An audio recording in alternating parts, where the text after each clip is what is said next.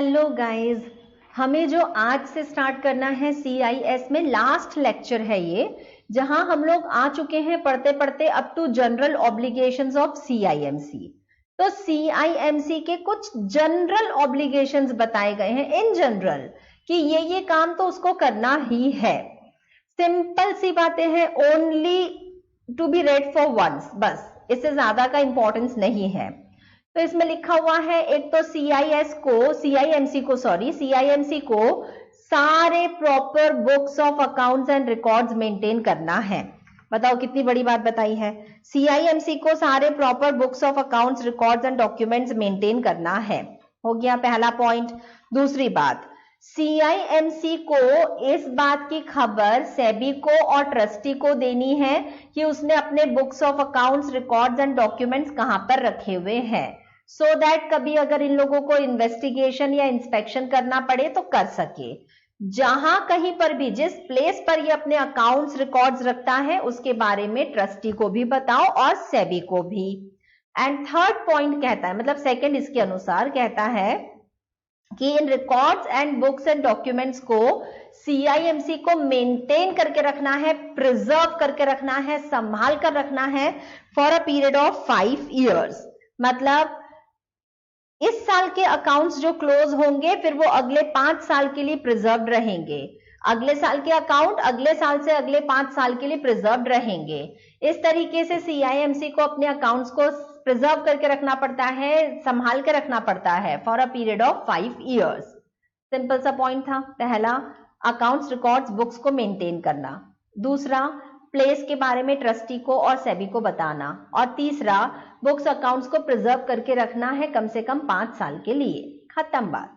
Next point, financial year लिखा ये थोड़ा सा डिफिकल्ट पड़ेगा। हाँ, लिखा है कि CIMC का फाइनेंशियल ईयर हर साल क्लोज होगा 31 मार्च को।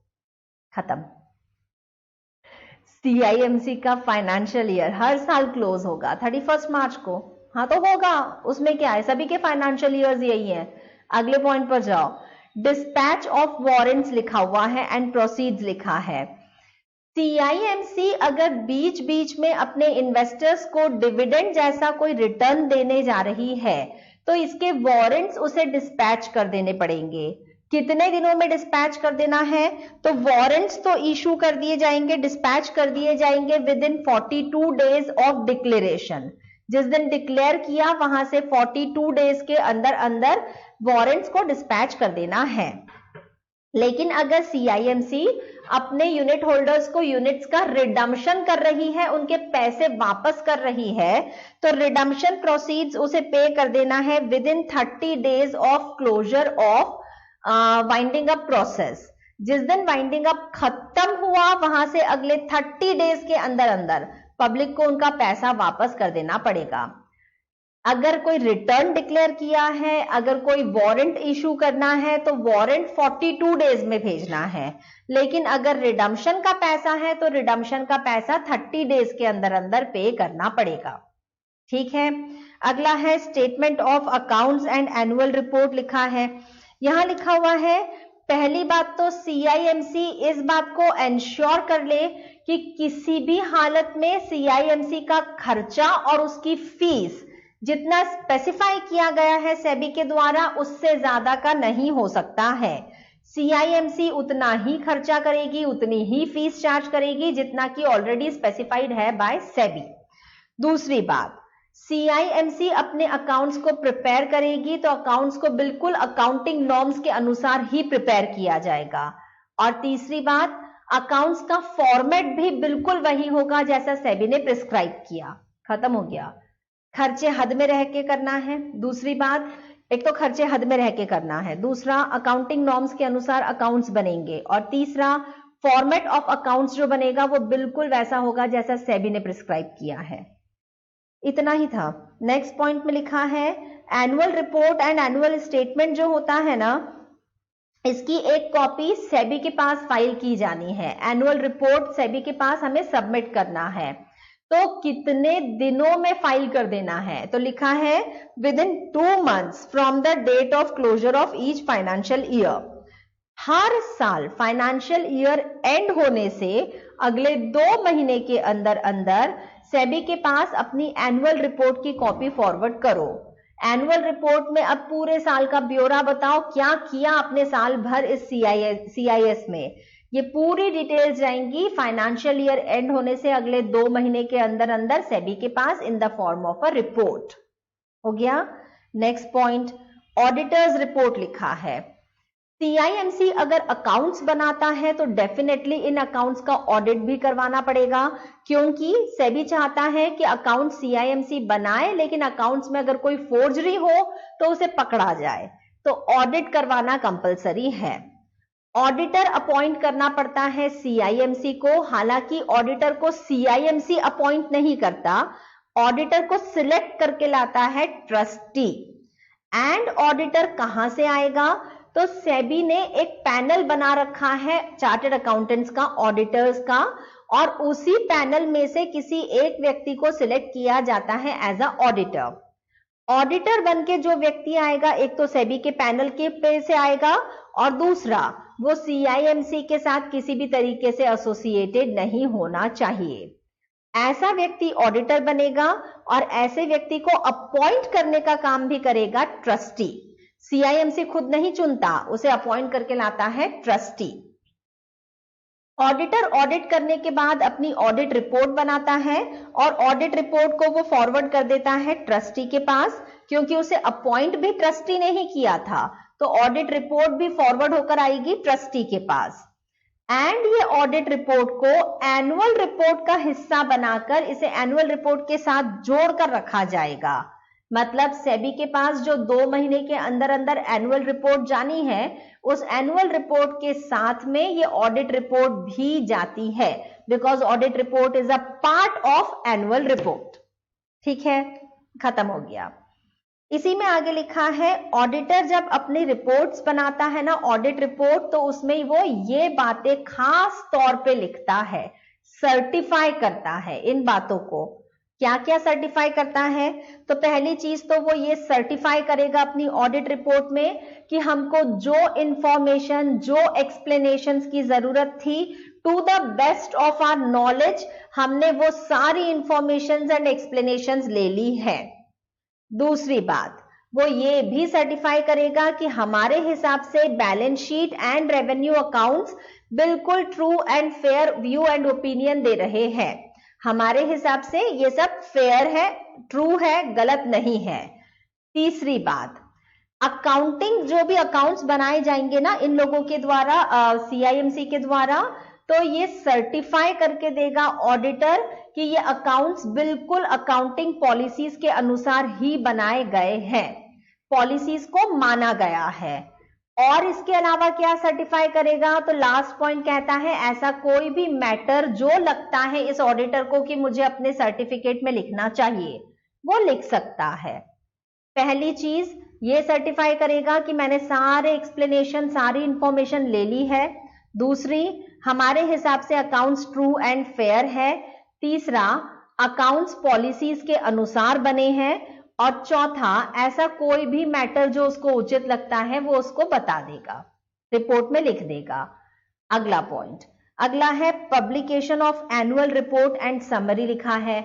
इस पॉइंट को मैंने यहां से काटा है, इसलिए काटा है बिकॉज एग्जैक्टली सेम पॉइंट, ये सारा का सारा पूरा का पूरा टॉपिक कवर्ड है यहां पीरियोडिक एंड कंटिन्यूअल डिस्क्लोजर में। फर्क सिर्फ इतना है कि ऊपर वो पैराग्राफ में लिखा हुआ है और उसी को इन्होंने यहां पर नीचे पॉइंट्स में बताया है, तो हम पॉइंट्स में से पढ़ेंगे। पीरियोडिक एंड कंटिन्यूअल डिस्क्लोजर लिखा है, CIS को स्कीम वाइज अपनी एनुअल रिपोर्ट या फिर एब्रिज्ड फॉर्म की एनुअल रिपोर्ट को पब्लिश करवाना पड़ता है न्यूज़पेपर में फाइनेंशियल ईयर के फाइनलाइजेशन ऑफ अकाउंट्स हो जाने से अगले 2 महीने के अंदर अंदर। एनुअल रिपोर्ट या फिर एब्रिज्ड एनुअल रिपोर्ट, अब ये क्या होता है, अब या तो CIS अपनी पूरी कंप्लीट एनुअल रिपोर्ट को ले जाकर के अखबारों में पब्लिश करवा दे, बट पूरी की पूरी रिपोर्ट पब्लिश करवाने अगर जाएंगे तो अखबार में जगह बहुत सारी लग जाती है। जितनी ज्यादा जगह हम घेरते हैं अखबार की, उतना ज्यादा हमको कॉस्ट पड़ता है। तो चाहे तो CIS अपनी पूरी एनुअल रिपोर्ट ना छपवाकर एब्रिज्ड फॉर्मेट ले ले। एब्रिज्ड का मतलब होता है जहां पर एनुअल रिपोर्ट की समरी दी जाती है, शॉर्ट फॉर्म में बताया जाता है, प्रिसाइजली बताया जाता है, ज्यादा डिटेल में नहीं। तो या तो एनुअल रिपोर्ट पूरी, वरना एब्रिज्ड एनुअल रिपोर्ट को अखबारों में पब्लिश करवाना पड़ता है, वो भी फाइनलाइजेशन ऑफ अकाउंट्स हो जाने से अगले 2 महीने के अंदर अंदर हर हाल में ये पब्लिकेशन हो जाना चाहिए। इस एनुअल रिपोर्ट में जो अखबारों में छपी है उसके अंदर पूरा ट्रू एंड फेयर व्यू दिया जाएगा। ट्रू एंड फेयर व्यू का मतलब जैसा एनुअल रिपोर्ट है ना, बिल्कुल ऐसे प्रेजेंट करेंगे जैसे कि एकदम ट्रू है, फेयर है, कुछ भी गलत इसमें लिखा हुआ नहीं है।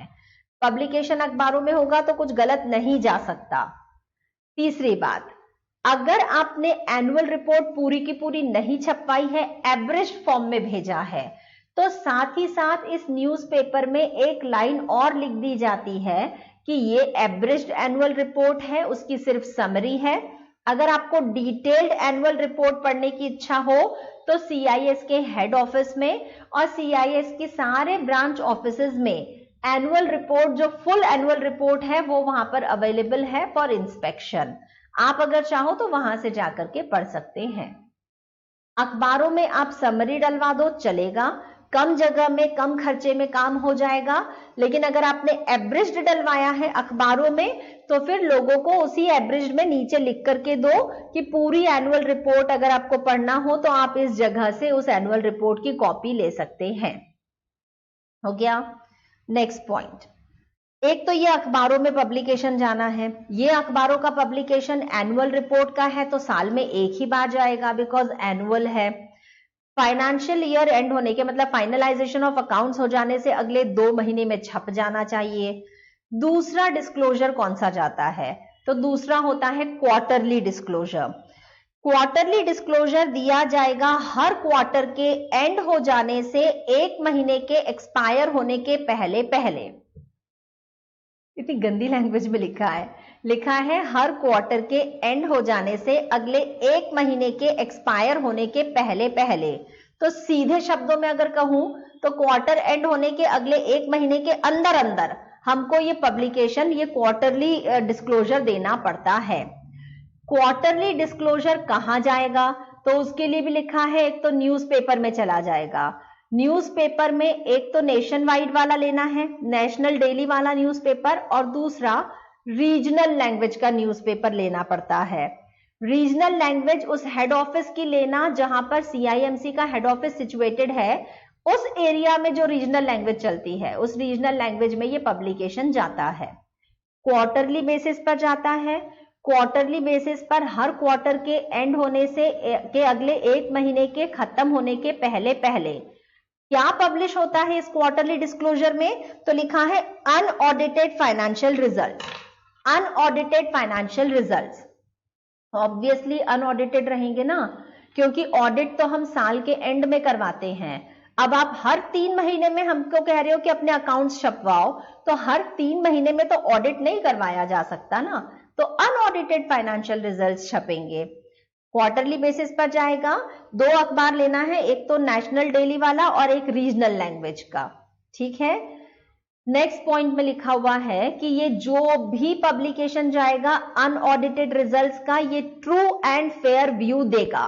फिर वही बात है, ट्रू एंड फेयर व्यू देगा मतलब गलत कुछ लिखना ही नहीं है, खत्म हो गया। Next point, disclosure to investors में लिखा हुआ है कि ट्रस्टी इस बात को एंश्योर करेगा कि CIMC ने अपने इन्वेस्टर्स को सारे नेसेसरी डिस्क्लोजर्स दे दिए हैं। जो डिस्क्लोजर जब जब देना उचित था सब दे दिया है। इसके लिए कोई टाइम लिमिट प्रिस्क्राइब नहीं है, कोई पीरियोडिक डिस्क्लोजर नहीं है। जब उचित लगता है कि कोई डिस्क्लोजर देना चाहिए दे दो। ठीक है। Next point, liability in case of default लिखा गया है। Liability in case of default का मतलब कब CIMC को हम लाइबल मानेंगे कि उसने गलत काम किया, कब मानेंगे कि उसने डिफॉल्ट किया है। तो सड़े से पॉइंट्स है, सिर्फ पढ़ेबल है। पहला, अगर उसने कॉन्ट्रावेंशन किया है इस एक्ट के किसी प्रोविजन का या इस एक्ट में बनाए गए किसी रेगुलेशन का। सेबी एक्ट का या सेबी के रेगुलेशन का कॉन्ट्रावेंशन किया, डिफॉल्ट मानेंगे। दूसरा, इंफॉर्मेशन उसने सबमिट कर दी है फॉल्स इंफॉर्मेशन या मिसलीडिंग, डिफॉल्ट मानेंगे। तीसरा, कोऑपरेट नहीं करता है इन्वेस्टिगेशन के दौरान, डिफॉल्ट मानेंगे। चौथा, अगर वो कंप्लाई नहीं करता है सेबी के द्वारा दिए गए डायरेक्शंस को तो डिफॉल्ट मानेंगे। पांचवा, fails to resolve the complaints, मतलब इन्वेस्टर की कंप्लेंट्स आई थी और उसने इन कंप्लेंट्स को रिजॉल्व नहीं किया है समय रहते, डिफॉल्ट मानेंगे। Commits a breach of any of the provisions of code of conduct, code of conduct तो मानना बहुत जरूरी है और अगर उसका कोई भी नियम आपने तोड़ा, डिफॉल्ट मानेंगे। फीस पे नहीं करता है, डिफॉल्ट है। Breach of conditions of registration करता है, सर्टिफिकेट ऑफ रजिस्ट्रेशन दिया गया था, कुछ शर्तें थी सेबी की, नहीं मानी आपने, डिफॉल्ट माना जाएगा। या फिर fails to make an application for listing, हमने पढ़ा था ना सब्सक्रिप्शन क्लोज होने से अगले 6 हफ्ते के अंदर अंदर लिस्टिंग भी करवा लेनी है, बट अगर उसने लिस्टिंग नहीं करवाई है, फेल हो गया लिस्टिंग करवाने में, नहीं करवा पा रहा है, तो भी डिफॉल्ट माना जाएगा। ये सारे वो एक्ट्स हैं, वो सारे काम हैं जिनके लिए जो जो काम अगर यहाँ पर लिखे हुए हैं तो ऐसा ऐसा करने पर माना जाएगा, जैसे कि सीआईएमसी ने डिफॉल्ट किया है और उसके लिए फिर वो रिस्पॉन्सिबल भी होगा, लाइबल भी होगा पेनल्टी के लिए। ठीक है, खत्म।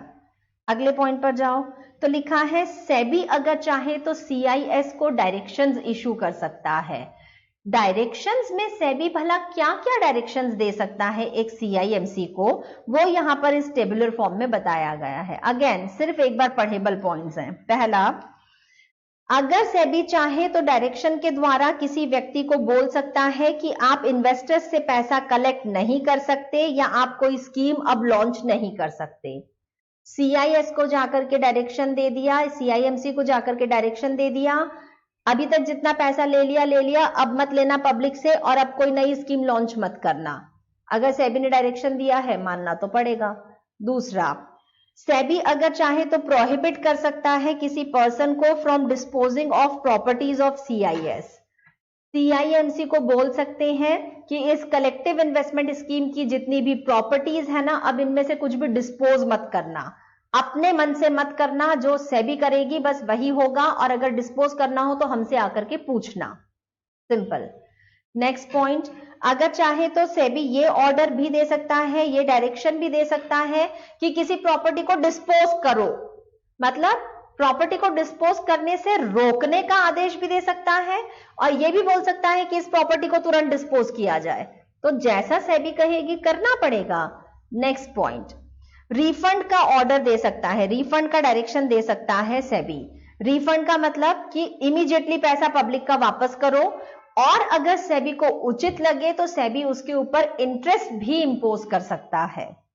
एंड लास्ट पॉइंट, सेबी अगर चाहे तो किसी व्यक्ति को ये डायरेक्शंस दे सकता है कि आप कैपिटल मार्केट में नहीं घुसोगे, आप इस मार्केट में कोई ऑपरेशंस नहीं करोगे, आपकी एंट्री कैपिटल मार्केट में रेस्ट्रिक्टेड है, ना आप कोई सिक्योरिटीज खरीद सकते हो ना बेच सकते हो, आपको यहां पे कुछ भी करना अलाउड नहीं है।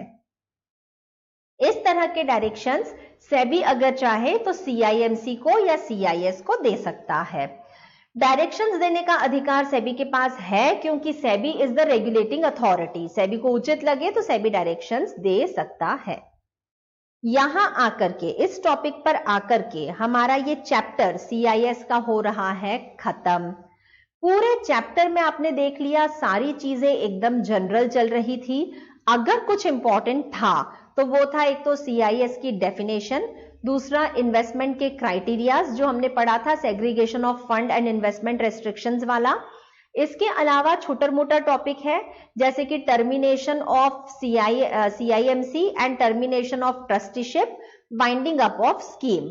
ये कुछ एक टॉपिक्स हैं जिन पे एग्जाम में क्वेश्चन, इंटरेस्टिंग क्वेश्चन बन सकते हैं। अदरवाइज तो सारे टॉपिक्स जनरल है, इनके ऊपर क्वेश्चंस पूछे जाए उसके चांसेस थोड़े से कम रहते हैं।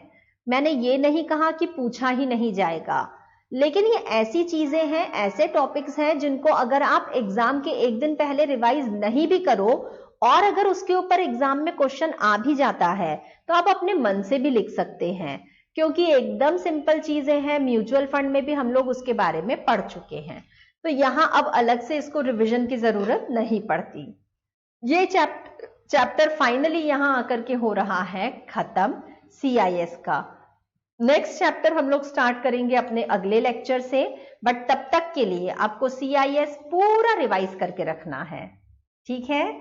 Okay then, see you guys, keep revising, bye.